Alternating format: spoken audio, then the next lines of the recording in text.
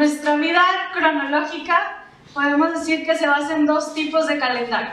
El primero es el que conocemos, de enero a diciembre, 365 días. Pero el otro, hermanos, es el calendario que conocemos como el calendario cristiano o el calendario litúrgico, que nos va indicando fechas importantes que celebrar.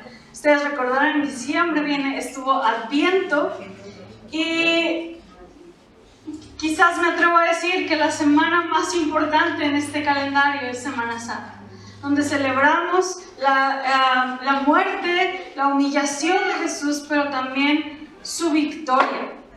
Y hay muchas dudas en cuanto a algunos tipos de liturgias que regularmente se hacen, y la iglesia ha estado ajena. Por ejemplo, el miércoles de ceniza, que es donde precisamente empieza el tiempo de Cuaresma. No me voy a meter en eso, pero el punto es que a partir de ese día, hermanos, se cuenta un tiempo y se prepara el corazón para la Semana Santa. Así como en Adviento vamos preparando el corazón para recibir y celebrar Navidad como es correcto hacerlo, de esta manera se busca preparar el corazón también para celebrar estos días con el corazón que se requiere. Y no por eso estoy diciendo que si usted va a salir de vacaciones se impida o algo así. Sin embargo, es muy importante que tengamos en cuenta estos días, hermanos, como estos días donde celebramos y damos gracias al Señor por su obra y porque por eso estamos aquí. Y el tema de hoy, y bueno, más bien la temática de estos domingos a llegar a Semana Santa es Camino a la Cruz. Vamos a ir como de atrás hacia adelante porque vamos a hablar de temas que pasan en la semana que Jesús va a ser crucificado. Y vamos a terminar en el domingo de Ramos, entonces va a ser como de atrás hacia adelante. Y hoy, hermanos, vamos a hablar de la limpieza del templo. Hay una frase muy común que seguramente usted la ha escuchado o quizás usted la ha usado, donde dicen que el cristianismo no es una religión, sino es una relación. A veces tratamos así como de empatizar o entablar una conversación y decimos, no, es que el cristianismo no es una religión, es una relación. Tiene cierta verdad porque es una relación con el Señor, pero hermanos, déjenme decir que el cristianismo es una religión. No podemos negarlo. En un estudio antropológico, la religión o el cristianismo es una religión. Usted viene y es parte de un gobierno eclesiástico, usted viene y toma ciertos rituales o sacramentos, como los llamamos, como el bautismo, la Santa Cena. Usted viene en comunidad a aprender valores y una forma de vida, y eso se distingue como una religión. El cristianismo orgullosamente es una religión. Aquí el problema que muchas veces confundimos, y por eso no nos gusta la palabra religión, es que la confundimos con la religiosidad. Son dos cosas muy distintas. Jesús era una persona que practicaba la religión judía, era una persona que se sometía incluso a esa religión, pero lo que demandó y lo que constantemente exhortó fue la religiosidad, es decir, las prácticas de una religión sin fundamento, sin corazón y solamente buscando el prestigio o apantallamiento.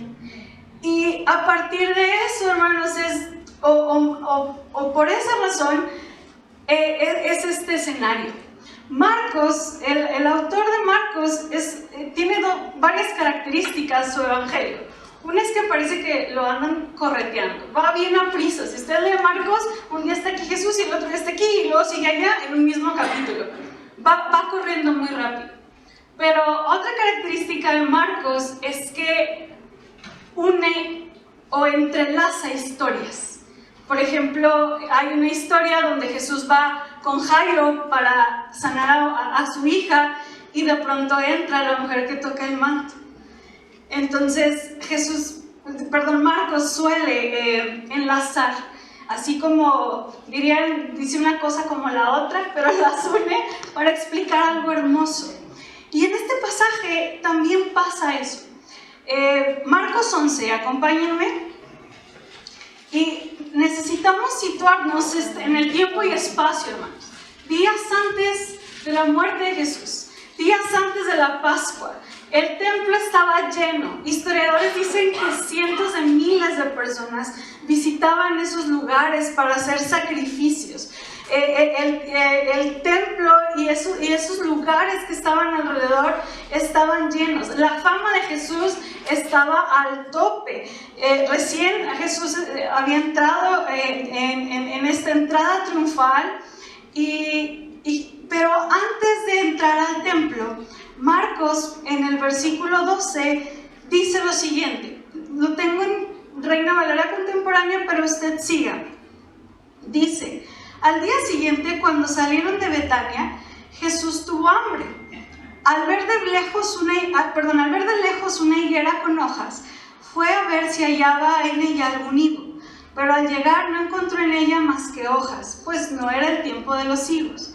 Entonces Jesús le dijo a la higuera: que nadie vuelva a comer fruto de ti. Y sus discípulos lo oyeron. Este es de los pasajes raros donde dices Jesús maldice a una higuera. ¿Por qué? ¿Por qué lo hace? ¿Por qué se enoja tanto Jesús en esto? Marcos quiere llevarnos a una gran lección.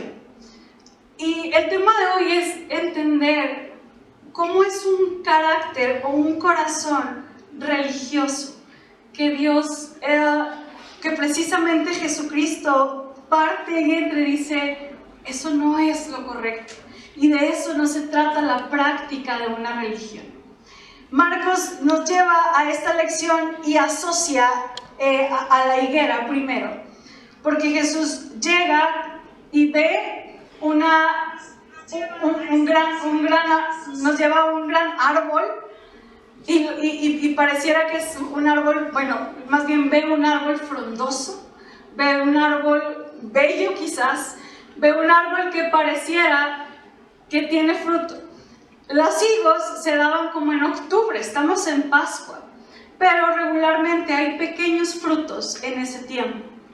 Entonces Jesús voltea a ver la higuera y al verla tan frondosa, al verla tan verde y tan bella, se acerca y se da cuenta que no tiene, que es estéril. Jesús va a intentar relacionar esta higuera estéril, que parece, que luce, que simula tener fruto, y resulta que está vacía, y resulta que no hay nada. Y entonces Marcos hace como este espacio, porque hermanos, justo es así como luce la religiosidad, como despampanante y frondosa, pero es estéril, inútil y sin fruto. Y con esto en mente, Jesús llega al templo y en el versículo 15 dice: llegaron a Jerusalén y al entrar en el templo comenzó a echar de ahí a los que vendían y compraban en su interior. Volcó las mesas de los cambistas y las sillas de los que vendían palomas, y no permitía que nadie atravesara el templo llevando algún utensilio. La Biblia nos muestra que Jesús entra al templo después de haber maldecido a la higuera. Entra al templo, llega a Jerusalén y se enoja tanto al ver esa escena, ese escenario que ya conocemos la historia. Gente vendiendo dentro del templo, gente haciendo cambios dentro del templo, gente que caminaba con algún utensilio e incluso se lo prohibían. Pero hermanos, el problema no era en sí la venta de animales. De hecho, era normal y cotidiano vender animales para hacer sacrificios. El problema era que la venta de esos animales estaba en un costo excesivo. El problema era que gente venía de otros lados y tenían que hacer un cambio porque el templo solo aceptaba un tipo de moneda. Venían, hacían el cambio del templo y los costos y ahora sí que el IVA y el impuesto era exorbitante para que los sacerdotes del templo se quedaran con ese dinero. El asunto no era que estuvieran vendiendo, el asunto era que se estaban aprovechando. El corazón del problema no era la venta. Dios no nos está prohibiendo, a veces lo podemos asemejar y decimos, no, es que la Biblia, Jesús se enojó porque vendían cosas en el templo. Y a veces no hacemos actividades porque pensamos que de eso está hablando la Escritura. Jesús estaba tan molesto, hermanos, por el abuso que estaba sucediendo en ese lugar, por la corrupción de ese lugar. Y la primera característica, hermanos, que pudiéramos hablar de un corazón religioso, de un corazón fariseo, como le decimos comúnmente, un corazón que luce despampanante, pero realmente no tiene nada dentro. Una característica es que se aprovecha, que abusa, que manipula. Eso, hermanos, es totalmente en contra de las enseñanzas de Jesús. La lección que de aquí se desprende tiene tanta aplicación hoy como en aquel entonces. Muchas veces la práctica de la llamada religión llega a ser nada más que un medio para lo que realmente interesa a la gente, es decir, conveniencia, promoción social o una ganancia económica, y deja de ser una devoción sincera. El predicador Michel Sugelen, en una predicación de Marcos, decía algo así: ¿cómo crees que luce una persona que niega a Dios? Generalmente la visualizamos como una persona atea, expresamente inmoral, pero la Biblia nos muestra cómo pueden lucir también personas que están lejos de Dios, las que son aparentemente las más cercanas, pero su corazón está lejos y se aprovecha de los demás. Un corazón religioso es aquel que corrompe la verdad, lucra con el Evangelio y usa a la iglesia como una fuente de beneficio personal. Otra característica de un corazón así, hermanos, dice el versículo 17, más bien les enseñaba y les decía, ¿acaso no está escrito? Mi casa será llamada casa de oración para todas las naciones, pero ustedes han hecho de ella una cueva de ladrones. La osada acción que Jesús estaba haciendo, hermanos, es bien interesante porque el lugar en el que estaba este mercado, este abuso y corrupción, era en el patio de los gentiles. Si usted ha estudiado un poco acerca del templo, el gentil solo tenía un acceso o un espacio para entrar a ese lugar o para conocer el templo, y se le conocía como el patio de los gentiles. No podía ir más allá. También las mujeres tenían otro espacio, pero este escenario es en el patio de los gentiles. Es decir, todo gentil que tenía la intención de ir a adorar, de ir a hablar con Dios, todo gentil que tenía la intención de conocer a Dios, al Dios de los judíos, al Dios real y verdadero, se encontraba con un mercado, se encontraba con una corrupción, se encontraba que no podía hacerlo. Y el enojo de Jesús tiene que ver, hermanos, porque estaban impidiendo que estas personas que no podían tener otro tipo de acceso al templo, pusieron un muro en ese lugar. Y Jesús alude al profeta Isaías en el capítulo 56. No me acompañen, pero en una de las predicaciones de Isaías, él profetizó que el templo debía ser un lugar donde todas las personas de todos los lugares y culturas debían ser bienvenidas para adorar al Dios verdadero. Jesús recuerda este llamado y hace una denuncia pública al templo por convertir el lugar que era para todas las naciones en un lugar de ladrones, en un lugar donde lo menos que se hacía era la apertura hacia todas las personas, hacia todos los lugares. Jesús es un ejemplo, o fue un ejemplo ante esta demanda en su ministerio, porque los milagros que Jesús hacía, hermanos, eran primariamente a aquellos que no tenían acceso al templo, a los leprosos, a las mujeres, a los cojos, a los ciegos, a las personas inmundas, a las extranjeras y excluidas. Fue Jesús quien les da la bienvenida.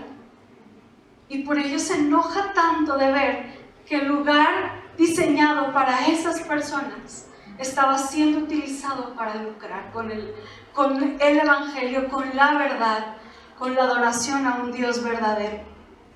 Un corazón, hermanos, lleno de religiosidad, se caracteriza por ser indiferente, por ser elitista, por no demostrar amor, ni lucha por extender el reino a toda criatura.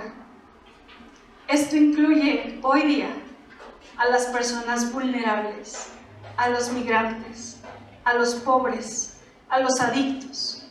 Los religiosos, hermanos, son personas ajenas a aquellos que son diferentes o que lucen diferentes y que parece que son inmerecedores del evangelio.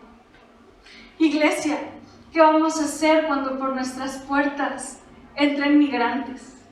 ¿Qué vamos a hacer el día que por nuestras puertas entren prostitutas? ¿Qué vamos a hacer el día que por nuestras puertas entre una pareja homosexual? ¿Qué vamos a hacer? Jesús hace una demanda porque un corazón religioso tiene la característica de ser elitista. Y también Jesús pronuncia a Jeremías. Permítanme leer unos versículos de Jeremías 7. Dice así: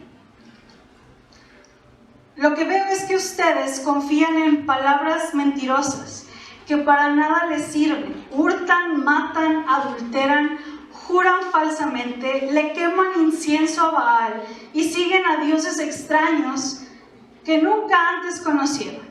¿Acaso van a venir a pararse delante de mí en esta casa donde se invoca mi nombre para decir que están en libertad de seguir haciendo todas estas cosas repugnantes? ¿Acaso esta casa donde se invoca mi nombre es para ustedes una cueva de ladrones? Tomen en cuenta que yo también veo esto. Jesús usó esto. La gente sabía a qué se refería cuando Jesús dijo: ustedes han convertido mi casa en una casa de ladrones. Y el propósito era hacerla para todas las naciones. En este pasaje, pues Jeremías estaba hablando de la destrucción del anterior templo. Pero la demanda del pecado que ellos estaban cometiendo es la misma que puede decirnos hoy a nosotros el Señor. Dios les estaba diciendo en aquel tiempo: ¿de verdad crees que no me doy cuenta de tu forma de vida, de a quién adoras? ¿Y crees que por ser judío o por venir al templo te voy a defenderte? Así de fuerte Dios habló en Jeremías. ¿De verdad crees que no me doy cuenta? Y si lo traspasamos ahora a nuestro tiempo, hermanos, es la misma pregunta. ¿De verdad creen que Dios no se da cuenta de nuestra vida fuera de estas cuatro paredes? ¿De verdad crees que no sé la forma en que tratas a tu esposa? ¿De verdad crees que no me doy cuenta de lo indiferente que eres? ¿O de la forma en que trabajas? ¿De verdad creemos engañar a Dios y venir a un templo a adorar? Eso, hermanos, es un signo de religiosidad. Jesús, al igual que Jeremías, advierte sobre el fin de este templo a causa de una falsa adoración. Los mismos judíos se creían inmunes al castigo de Dios por sus prácticas religiosas. El problema no era simplemente que los judíos estuvieran robando. Ellos se engañaban y se sentían protegidos, porque lucían despampanantes como aquella higuera. Sigue los versículos y dice el 18: y lo oyeron los escribas y los principales sacerdotes y buscaban cómo matarle, porque le tenían miedo, por cuanto todo el pueblo estaba admirado de su doctrina. Pero al llegar la noche, Jesús salió de la ciudad. Un corazón religioso, hablamos de que es un corazón corrupto, manipulador, un corazón elitista y falto de amor. Un corazón religioso, hermanos, es aquel que no acepta la confrontación. Cuando Jesús hace este evento y se enoja y vuelca las mesas y hace todo este escándalo, la gente se admiró de su doctrina, porque sabían que tenía razón. Pero dice la Biblia que los fariseos se enojaron. La verdad llegó, los confrontó y en vez de pedir perdón, procuraban matarle. Hermanos, yo no sé si a usted, pero a mí me da tanto temor entender y saber que aquellos que creían tener la verdad y que aquellos que creían estar cerca de Dios fue quienes terminaron matando a Jesús. Aquellos que se sentían cerca de Dios por las cosas que hacían, al confrontarse con la verdad, fueron los que no la aceptaron. Y todavía hicieron grupos para matar a Jesús. Un corazón lleno de religiosidad, hermanos, es aquel que no acepta una confrontación. Es aquel que tiene la verdad enfrente y no es capaz de arrepentirse. Es aquel que no tiene la capacidad de dialogar y de escuchar y de ser analítico y reconocer cuando algo estamos haciendo incorrecto. Los escribas estaban indignados no por el acto de Jesús, sino del temor de perder ese prestigio que ellos tenían. Estos hombres tenían un corazón perdido en ellos mismos, tanto así que cuando escuchaban la verdad, lo que generaba en ellos era un rechazo, enojo e incluso desear el mal, y planeaban deliberadamente matarlo. Quienes debieron ser los primeros en entender las enseñanzas de Cristo porque conocían la verdad, fue quienes endurecieron su corazón y buscaron la manera de asesinar al Hijo de Dios. Hermanos, la verdad que Jesús confronta ocasiona reacciones distintas. Aquellos quienes han llenado su vida de una falsa adoración, creará ese miedo y molestia de perder posición al reconocer el error. Otros quizás, como el público, queda atónito ante la verdad y la sabiduría de un gran mensaje. Pero quizás otros, muy pocos, realmente trae transformación al corazón. En África, un misionero regaló un espejo al jefe de la tribu más importante. Y el jefe, muy orgulloso de su posición y poder, se miró en el espejo y vio lo que le parecía una cara muy fea. Se vio y dijo, ¡ay, caray! Se asustó. Y dice la historia que cuando se dio cuenta de quién era o cómo lucía, rompió el espejo en 1000 pedazos. No quería verse. La verdad de Cristo es así, hermanos, es un espejo.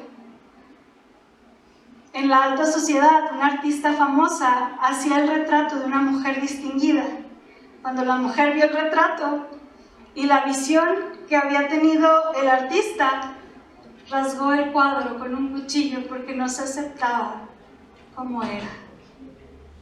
La verdad de Jesús, cuando se pone enfrente a nosotros, o la rompemos como el espejo porque no queremos aceptarla, o la reconocemos. A la entrada de la catedral de la iglesia Laubeck en Alemania hay una lápida que dice así: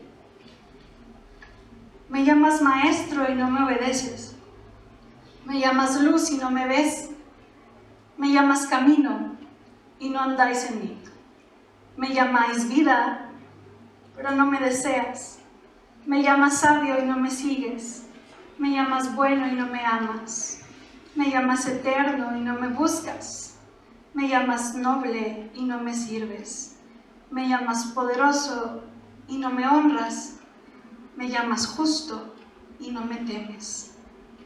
Si os condeno, no me culpéis. Si la historia terminara aquí, hermanos, pues es un regañadón para todos nosotros. Un corazón religioso, hermanos, es, me atrevo a decirlo, al menos desde mi perspectiva, es una o la gran problemática del por qué nuestras iglesias están vaciando, del por qué nuestros jóvenes salen huyendo, por esa incapacidad de dialogar, de pensar, de escuchar, de amar como Jesús lo hacía, por esa incapacidad de reconocer cuando nos equivocamos.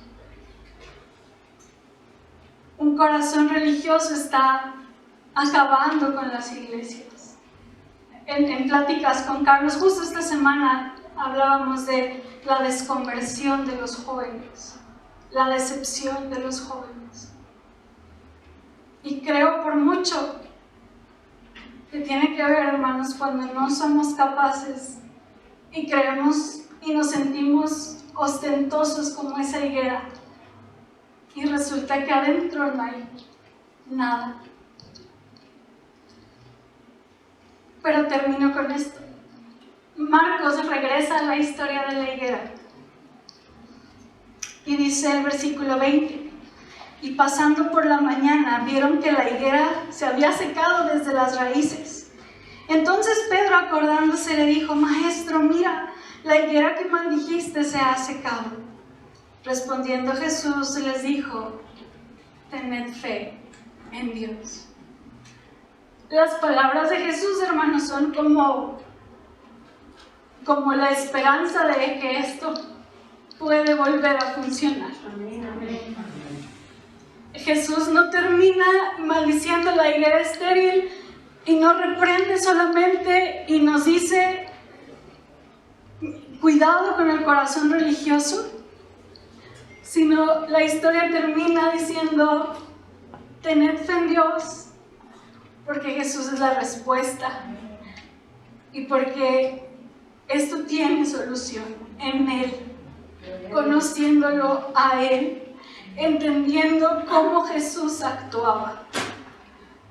Hermanos, en este camino a la cruz, en este camino donde nuestro corazón se está preparando para entender el gran amor que Dios nos ha dado, úrgenos a cada uno de nosotros entender y experimentar la gracia de Dios, rechazar y examinar en nosotros si en nosotros hay un sentido de corrupción, si nuestra intención es manipularnos entre nosotros, si hemos sido elitistas y faltos de amor, o si se nos dice algo y la verdad frente a nosotros y la rechazamos por miedo a la falta de prestigio. La respuesta es: tened fe en Dios. Él lo puede hacer, Él lo puede restaurar. Yo creo en la iglesia, creo en la religión cristiana, creo en la iglesia metodista, pero urge que nuestro corazón sea examinado, y si hay religiosidad, necesitamos, hermanos, entender la gracia de Dios, como le dijo Jesús a Pedro. Mira, sí murió, y Jesús volteó y dice: tened fe en Dios. Examine su corazón, examine su vida y su práctica en la religión, y no seamos nosotros quienes rechazamos la verdad cuando la tengamos enfrente. Voy a pedirles, hermanos, que nos pongamos de pie.